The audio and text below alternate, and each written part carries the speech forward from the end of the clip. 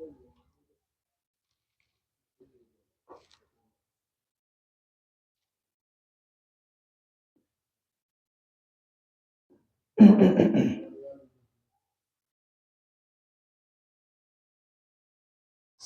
عليكم ورحمة الله وبركاته. إن الحمد لله نحمده ونستعينه ومن يهده الله فلا مضل له ومن يضلله فلا هادي له وأشهد أن لا إله إلا الله وحده لا شريك له وأن محمدا عبده ورسوله أما بعد فإن الخير الحديث كتاب الله وخير الهدي هدي محمد صلى الله عليه وسلم وشر الأمور محدثاتها وكل محدثة بدعة وكل بدعة ضلالة وكل ضلالة في النار. فأعوذ بالله من الشيطان الرجيم. بسم الله الرحمن الرحيم. يا أيها الناس اتقوا ربكم الذي خلقكم من نفس واحدة وخلق منها زوجها وبث منهما رجالا كثيرا ونساء واتقوا الله الذي تساءلون به والأرحم إن الله كان عليكم رقيبا. أعوذ بالله من الشيطان الرجيم. يا أيها الذين آمنوا كتب عليكم الصيام كما كتب على الذين من قبلكم لعلكم تتقون. عن عبد الله بن عمر رضي الله تعالى عنه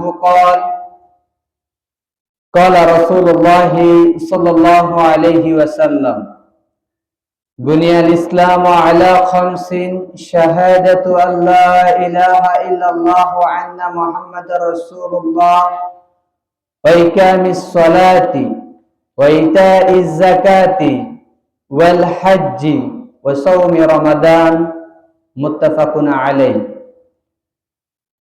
رب اشرح لي صدري ويسر لي أمري واحلل عقدة من لساني يفقهوا قولي.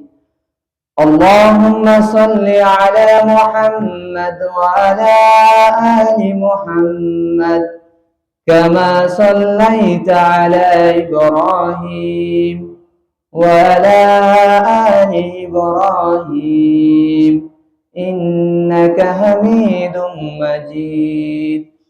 اللهم بارك على محمد وعلى آل محمد كما باركت على إبراهيم وعلى آل إبراهيم إنك حميد مجيد.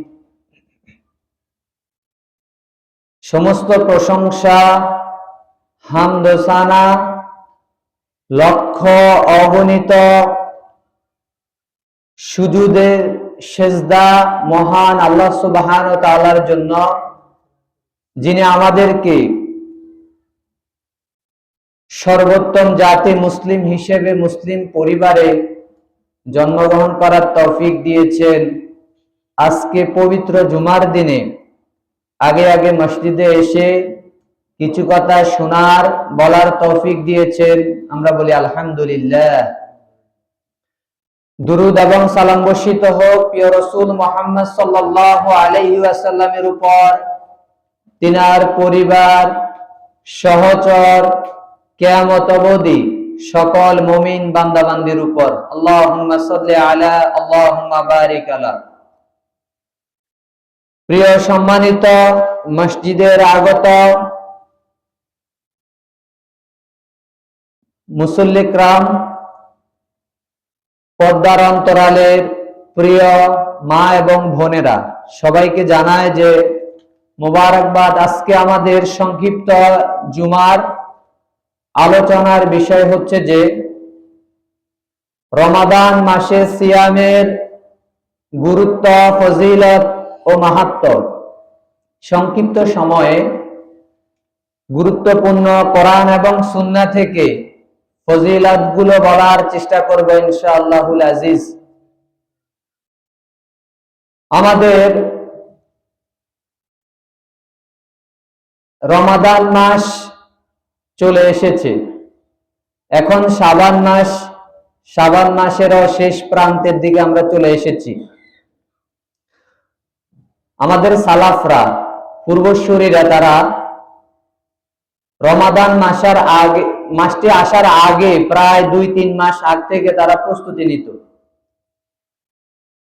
তো আমাদের প্রস্তুতি নেওয়ার সময় হয়ে গেছে যে সিয়াম, রমাদান আগমন করছে, যে আমরা আল্লাহ সুবহানাহু ওয়া তাআলার কাছে দোয়া করব যাতে আল্লাহ সুবহানাহু ওয়া তাআলা আমাদেরকে রমাদান মাসটি পাওয়ার সৌভাগ্য আমাদের জুটে। তার জন্য আমরা দোয়া করব, আল্লাহ তাআলা আমাদেরকে সেই তৌফিক দান করুক। রমাদান মাস হচ্ছে যে বিশেষ ফজিলতপূর্ণ এবং মাহাত্ম্যপূর্ণ একটি মাস। তো রমাদান মাস এটি শুধুমাত্র সিয়াম রিলেটেড, শুধু সিয়ামই না, এর মধ্যে আরো আনুষঙ্গিক অনেক বিষয়গুলোকে সন্নিবেশিত করে, অনেক বিষয় জড়ো হয়।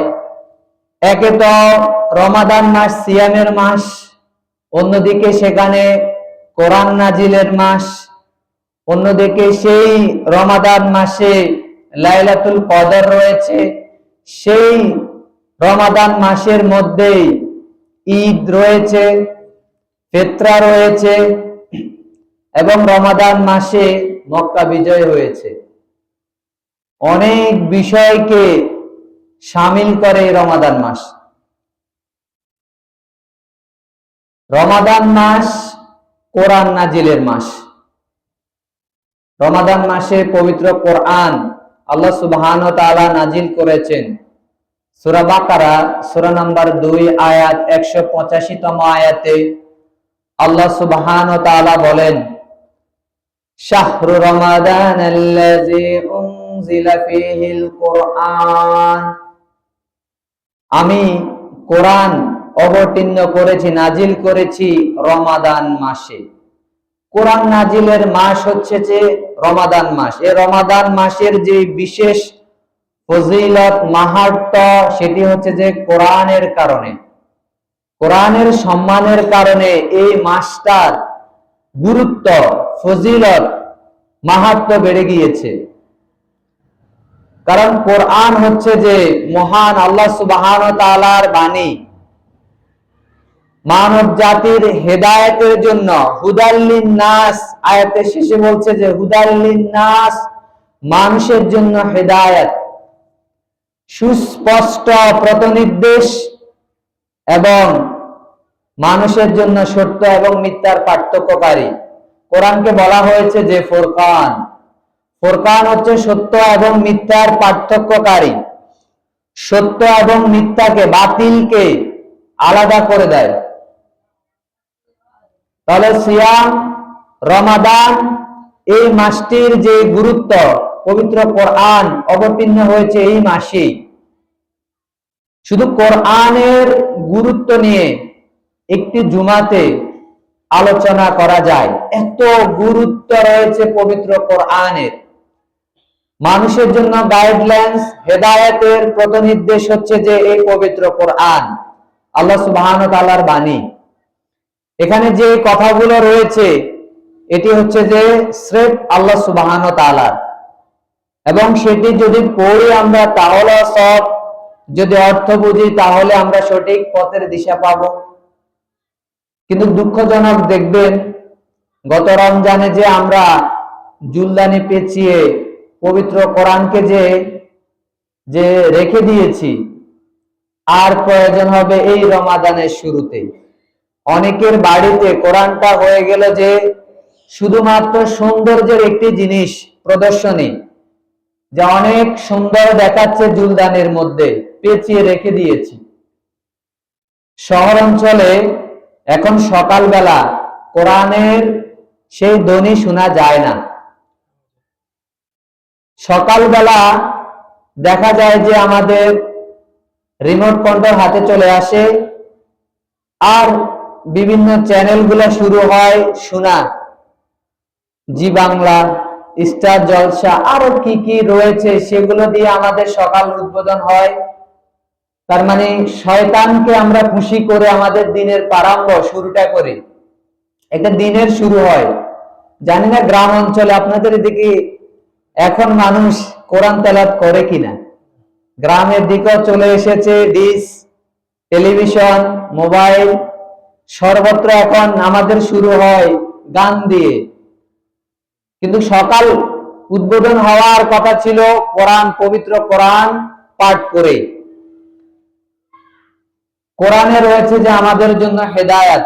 কোরআন থেকে যদি আমরা দূরে সরে যাই তাহলে আমরা হেদায়েত থেকে দূরে সরে যাব। তাহলে পবিত্র কোরআন নাজিল হয়েছে যে এই রমাদান মাসেই, যেটি আমাদের সামনে আগমন করতেছে, মানে নিকটবর্তী হয়ে গেল।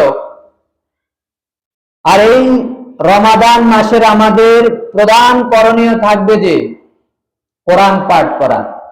সিয়াম তো অবশ্যই আমরা থাকব এবং আমরা কোরআন পাঠ করব, শুধু রমাদান কেন্দ্রিক নয়, সব সময় আমরা কোরআনকে জীবনের সঙ্গী বানাবো। কারণ কোরআন আমাদের জন্য সুপারিশকারী হবেন কিয়ামতের মাঠে।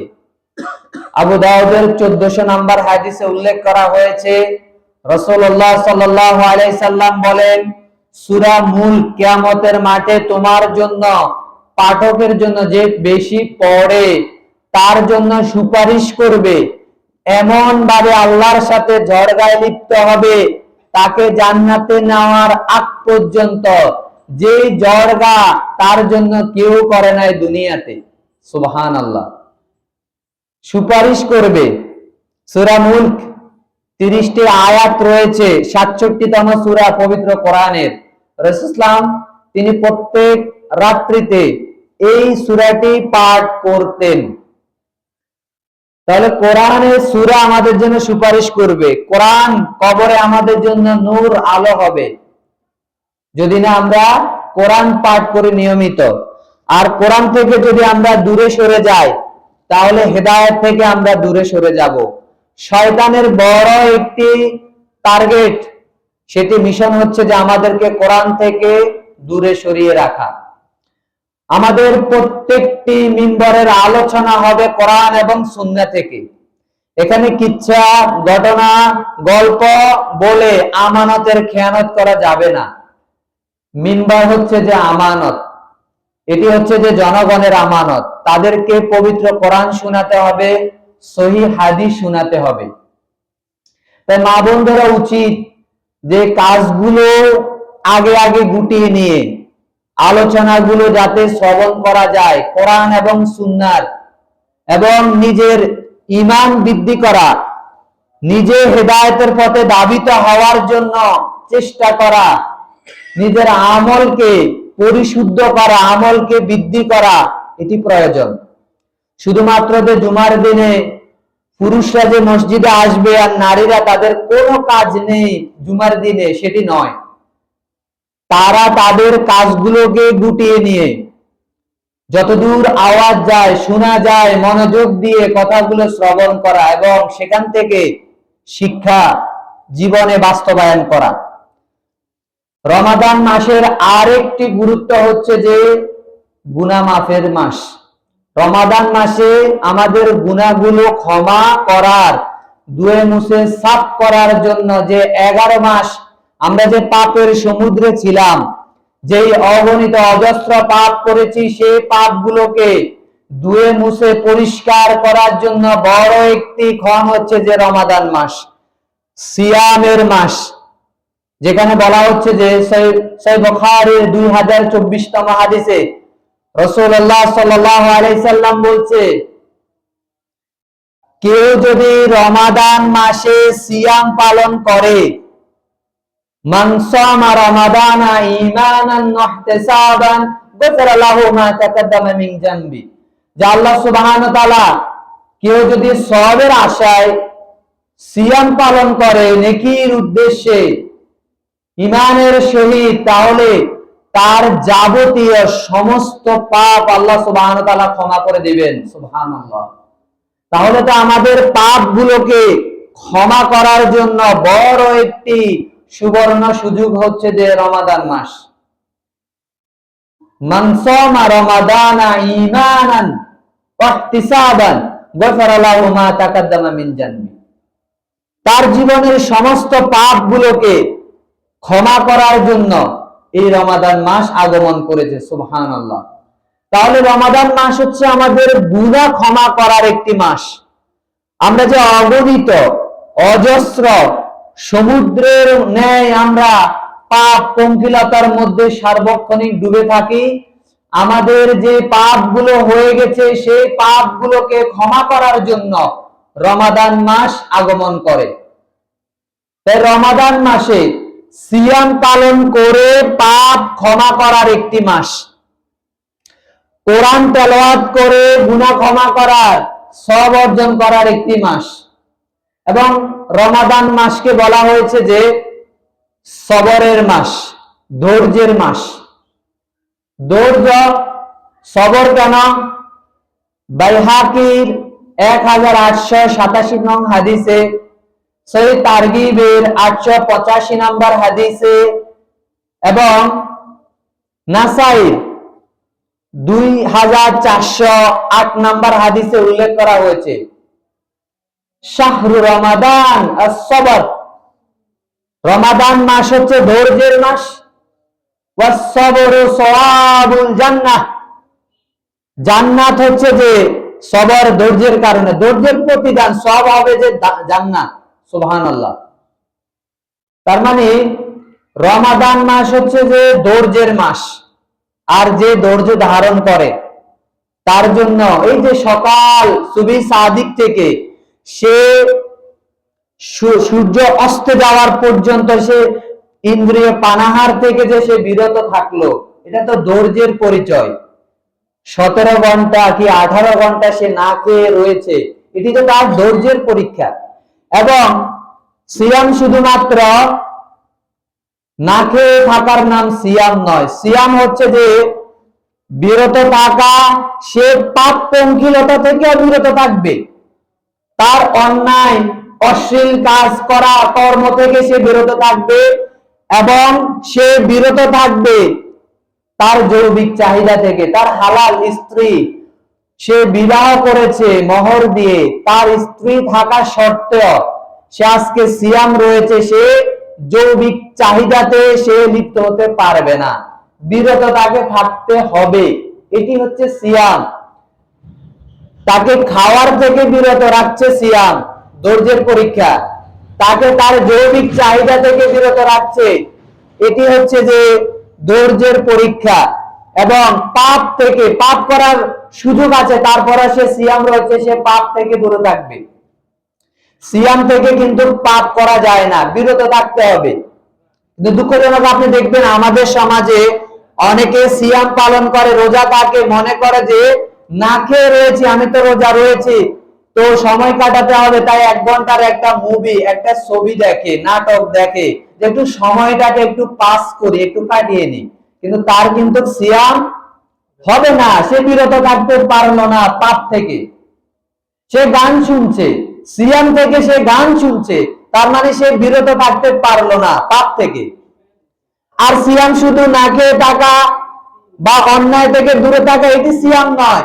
সিয়ামের কয়েকটি প্রকার রয়েছে। এক হচ্ছে চোখের সিয়াম, বিরত থাকা। সে হারাম দৃষ্টি থেকে বিরত থাকবে, তার চোখের সিয়াম। সে হারাম কথা থেকে কানকে দূরে রাখবে, কানকে বিরত রাখবে, এটি হচ্ছে তার কানের সিয়াম। হাত পাকে সে বিরত রাখবে, সিয়াম থেকে সে কার সাথে জড়গায় লিপ্ত হবে, এটি হচ্ছে তার মুখে সে বিরত রাখতে পারলো না।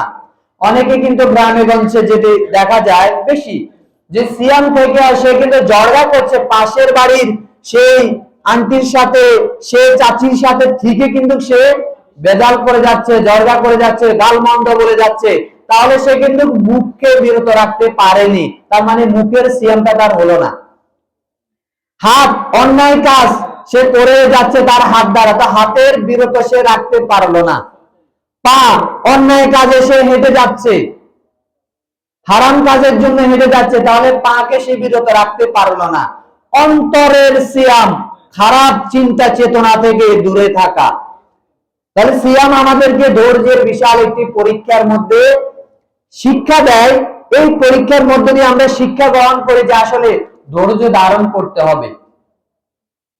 এবং এই যে যখন আমাদের ধৈর্য চলে আসবে অনেক, তখন আমরা যেই কোনো অন্যায় কাজ চোখের সামনে হলেও আমি সেখানে ধাবিত হব না, কারণ আমার ধৈর্য রয়েছে। ধৈর্য তিন প্রকার। নেক কাজ করতে গেলে কিন্তু ধৈর্যের প্রয়োজন। সেই ফজরে উঠা, সেই শীতের সময়ে কষ্ট করে মসজিদে আসা, সালাত পড়া অনেক কষ্টের, এটা কিন্তু ধৈর্য। এবং সে হারাম কাজ দেখছে, খুবই সহজ, বাড়ির পাশে একটা কনসার্ট হচ্ছে, একটা ডিজে পার্টি হচ্ছে, সে যাচ্ছে না আল্লাহর ভয়ে, এটি হচ্ছে তার ধৈর্যের পরীক্ষা। সে যে হারামে লিপ্ত হচ্ছে না, এটি হচ্ছে তার ধৈর্যের পরীক্ষা। তাকে বারবার একটি নারী অন্যায় কাজের জন্য তাকে মেসেজ করছে, সে কিন্তু আল্লাহর ভয়ে সেটি অ্যাভয়েড করছে, দূরে সরে আছে, এটি তার ধৈর্যের পরীক্ষা। তিন নাম্বার হচ্ছে যে বিপদে ধৈর্য ধারণ করা। ধৈর্য তিন প্রকার।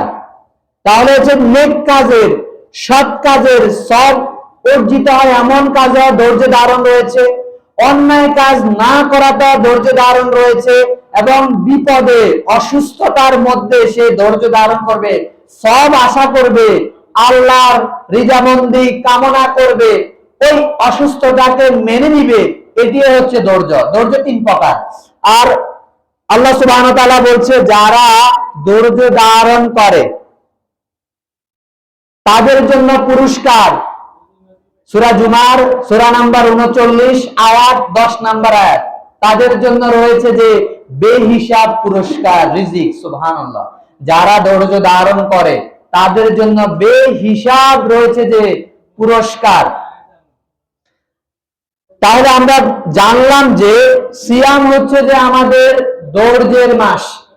সিয়াম থেকে আমরা ধৈর্য ধারণের শিক্ষা নিই। আর ধৈর্য আমাদেরকে বলছে যে যে ধৈর্য ধারণ করবে তার জন্য বেহিসাব পুরস্কার রয়েছে, রিজিক রয়েছে।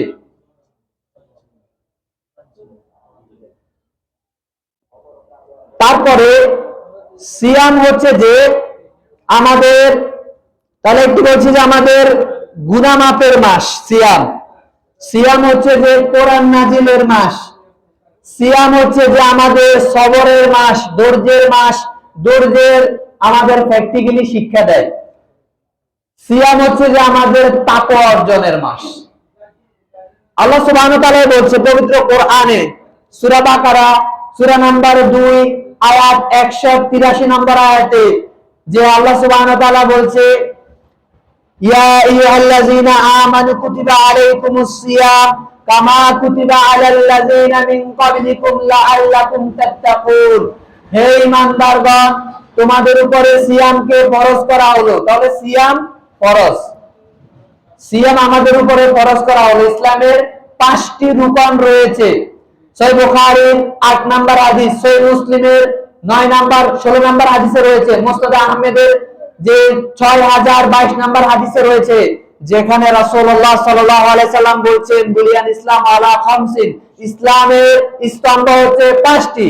1 নম্বরে ঈমান, 2 নম্বরে সালাত, 3 নম্বরে যাকাত, 4 নম্বরে, তাহলে আমাদের 3 এ চলে এসেছে যাকাত, 4 এ এসেছে সিয়াম, 5 নাম্বার হচ্ছে যে হজ। কোন কোন হাদিসে শেষে সিয়ামকে উল্লেখ করেছে, হজকে 3 নম্বরে উল্লেখ করেছে, 4 নম্বরে উল্লেখ করেছে। কোন কোন হাদিসে একটু ডিফারেন্ট, ভিন্নতা এসেছে, কিন্তু সিয়ামও রয়েছে 5টি খুঁটির মধ্যে একটি খুঁটি। তাহলে ইসলামের 5টি পিলারের একটি পিলারের নাম হচ্ছে কি সিয়াম, আর এটি ফরজ, এবং বলছে যে তোমাদের পূর্ববর্তী গণের উপরে এটি ফরজ করা হয়েছে। তার মানে এটি পূর্ববর্তী যারা উম্মত রয়েছে তারাও পেয়েছে, নবীরাও পেয়েছে সিয়াম, শুধু যে আমরা সিয়াম পালন করছি তা না।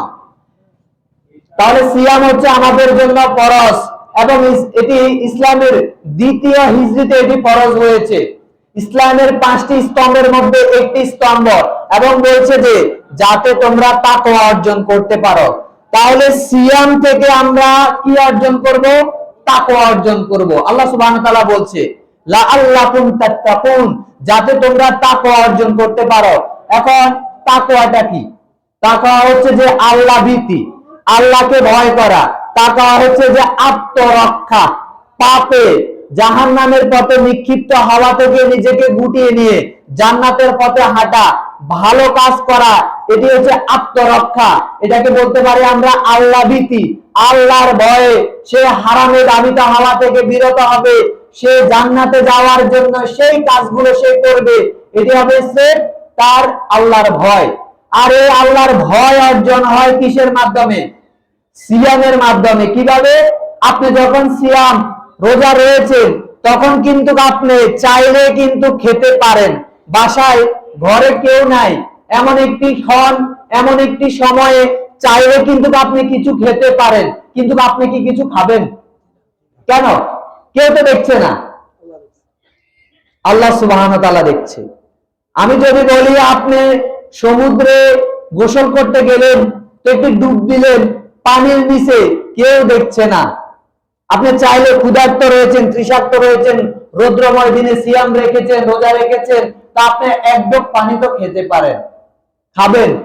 খাবেন না। কি কারণে? আল্লাহ দেখছে। আচ্ছা, যখন আপনি পাপ করতেছেন, যখন রাতের অন্ধকারে পাপের জন্য আপনি ব্যস্ত হলেন, তখন কি আল্লাহ দেখে না? তখনও আল্লাহ দেখে। তার মানে এই ভয়টা যাতে তৈরি হয়, এটাকে বলে তাকওয়া, এটাকে বলে যে আল্লাহ ভীতি। এটা অর্জন হবে তখন যখন আপনি আল্লাহকে ভয় করবেন, তখন আপনার মধ্যে এই তাকওয়াটা প্রবেশ করবে। আর এটি আমাদের সিয়ামের মধ্য দিয়ে আমাদের মধ্যে আসবে। কারণ আমি সিয়াম রয়েছে, রোজা রেখেছি, আমি সকাল থেকে না খেয়ে সন্ধ্যা পর্যন্ত, সূর্য ডুবার আগ পর্যন্ত রয়েছে, কেউ দেখছে না, কেউ শুনছে না, তারপর আমি কিছু খাই না, কিছু ধরি না। কি কারণে? কারণ আল্লাহ দেখছে আমাকে। তাহলে আমি যখন অন্যায় কাজ করি, আমি যখন পাপের কথা বলি, আমি যখন রাতের অন্ধকারে পাপ করি, তখন তো আল্লাহ দেখে। এই ভয়টা তৈরি হওয়ার জন্য আমাদের জন্য আসে সিয়াম। সিয়াম স্মরণ করিয়ে দেয় যে তুমি পাপে সতর্ক হও। যখন তুমি টেন্ডারবাজি করো, যখন তুমি অপরের হক মেরে খাও, তখন তোমাকে ভয় করা উচিত, আল্লাহ দেখছে।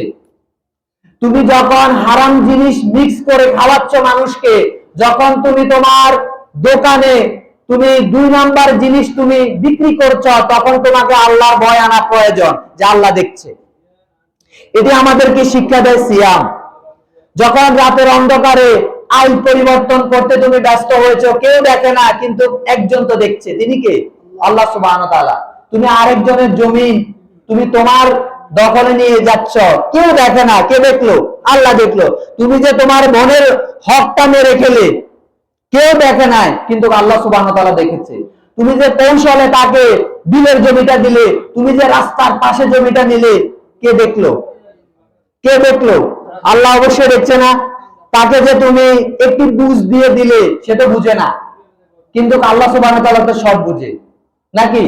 তাহলে সিয়াম আমাদেরকে পাপ থেকে বিরত হওয়ার জন্য শিক্ষা দেয়, নাকি? এটি হচ্ছে তাকওয়া। আর তাকওয়া আল্লাহ সুবহানাহু ওয়া তাআলার নিকট সবথেকে বেশি সম্মানী, যার তাকওয়া যত বেশি। সূরা হুজুরাতের 49তম সূরা 13 নম্বর আয়াতে এসেছে, আল্লাহ সুবহানাহু ওয়া তাআলা বলেন যে ইন্না আকরামাকুম ইনদাল্লাহি আতকাকুম, আল্লাহর নিকট ওই ব্যক্তি সব থেকে বেশি সম্মানী যার তাকওয়া বেশি। এবং রাসূলুল্লাহ সাল্লাল্লাহু আলাইহি সাল্লাম বলেছে, সহিহ মুসলিমের হাদিসে এসেছে, 6437 তম হাদিসে এসেছে, বলছে যে ইন্নাল্লাহা লা ইয়ানজুরু ইলা সুওয়ারিকুম ওয়া আলা আমালিকুম, সুওয়ারিকুম ওয়া আমালিকুম, আল্লাহ দেখেন না তোমার সূরতের উপরে, তোমার যে বেশভূষার উপরে আল্লাহ দেখেন না, তোমার আমালিকুম, তোমার যে আমল, যে তোমার ধন সম্পদ, সেগুলোর উপর আল্লাহ দেখেন না। ওয়ালাকিন ইয়ানজুরু ইলা কুলুবিকুম ওয়া আমালিকুম, আল্লাহ তোমাদের অন্তর দেখে এবং তোমাদের আমল দেখে।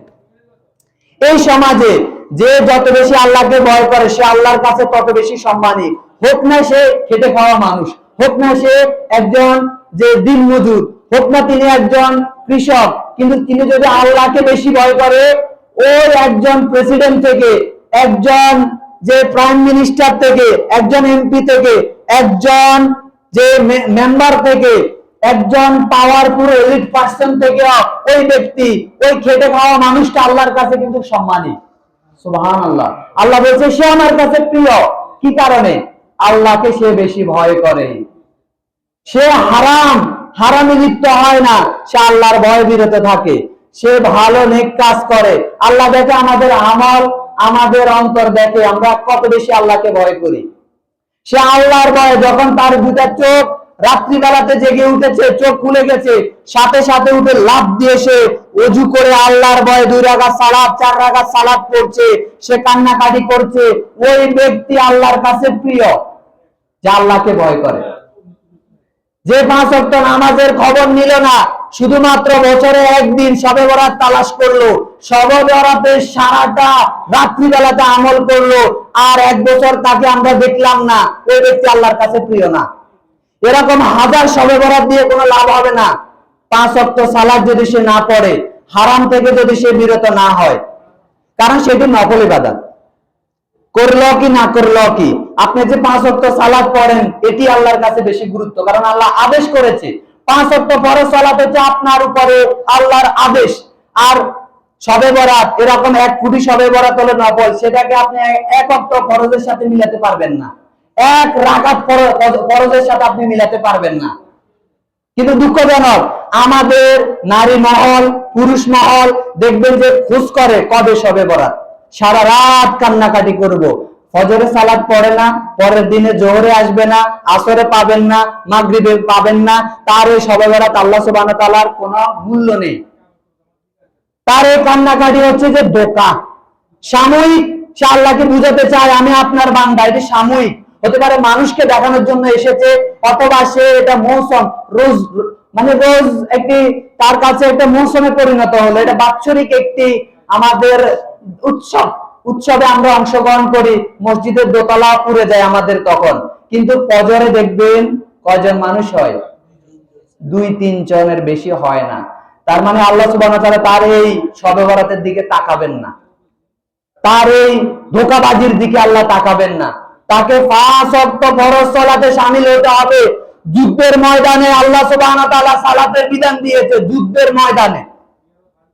এবং আশ্চর্যের কথা, সেখানে কি, সেখানে হচ্ছে যে জামাতে, সেখানেও পড়তে হবে কিসে? জামাতে সালাত পড়তে হবে।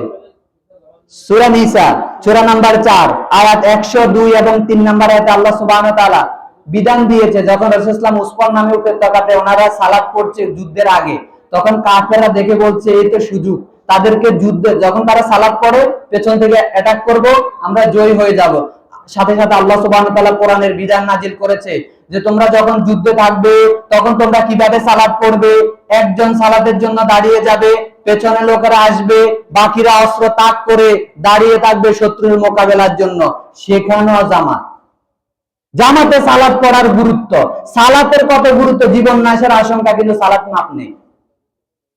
পবিত্র কোরআনে সূরা বাকারা সূরা নাম্বার 2 আয়াত 239 নম্বর আয়াতে আল্লাহ সুবহানাহু ওয়া তাআলা বলছে, যখন তোমরা আরোহী অবস্থায় থাকো, শত্রুর ভয় আশঙ্কা করো, যখন তোমরা যে পথচারী আরোহণ অবস্থায় থাকো, দৌড়ে চলো, যখন তোমরা শত্রুর ভয়ে দৌড়াচ্ছ তখন তোমাদেরকে সালাত পড়তে হবে, আল্লাহ বিধান দিয়েছে। আপনি শত্রু আপনাকে দৌড়াচ্ছে, তখন আপনি সালাত পড়তে হবে, আপনাকে মাপ দেয়নি।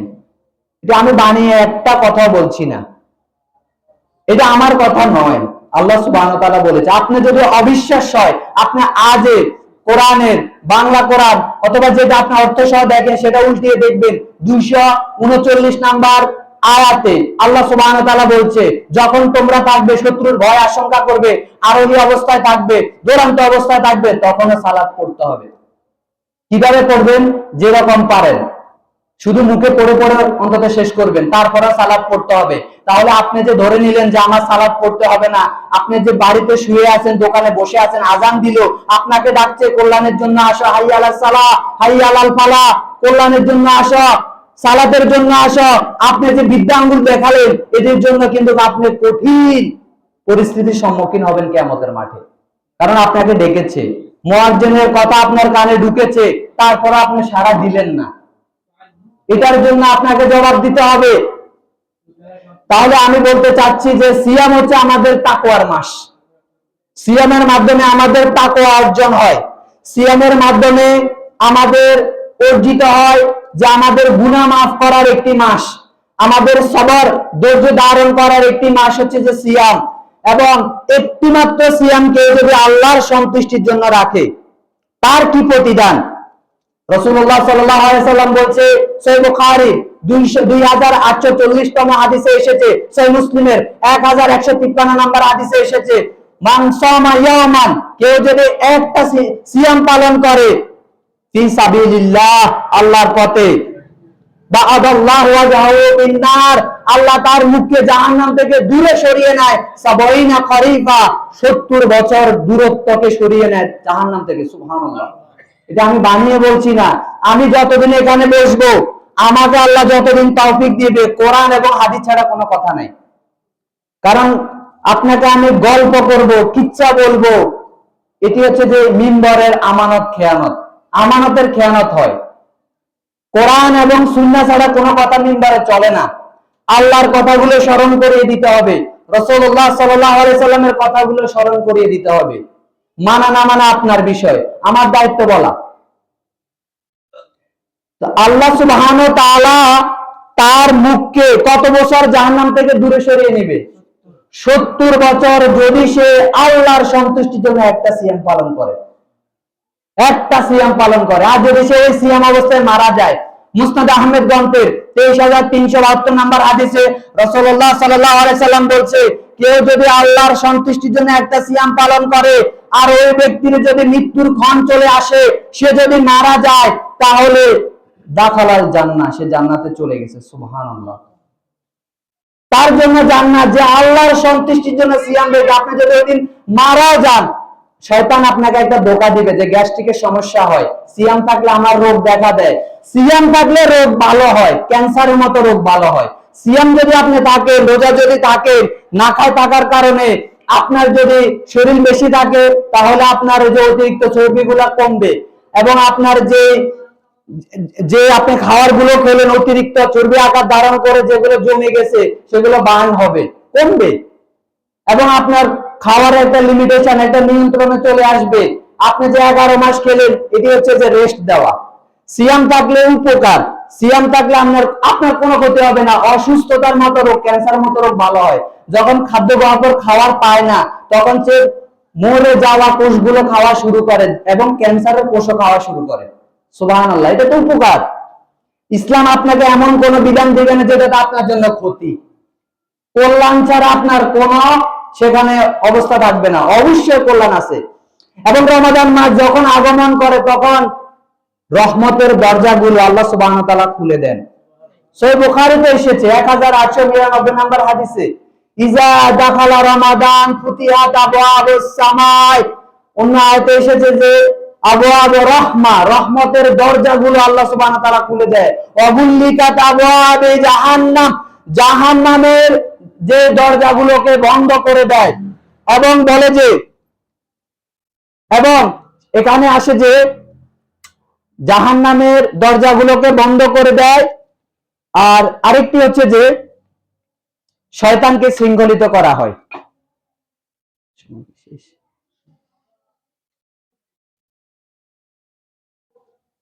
ঠিক আছে, যে আলোচনাগুলো করলাম, আল্লাহ সুবহানাহু ওয়া তাআলা আমাদেরকে সিয়াম রাখার, রমাদান মাস যাতে আমাদের ভাগ্যে জুটে সে তৌফিক দান করে, আমরা বলি আমিন। এবং এই সিয়ামের মাধ্যমে যাতে আমাদের গুনাহ খাতাগুলো আমরা ক্ষমা করে নিতে পারি, আল্লাহ তাআলা সে তৌফিক দান করে। ওয়া সাল্লাল্লাহু আলা নবিয়িনা মুহাম্মদ ওয়া আলা আলিহি ওয়া সাহবিহি আজমাইন। আসসালামু আলাইকুম ওয়া রাহমাতুল্লাহি ওয়া বারাকাতুহু।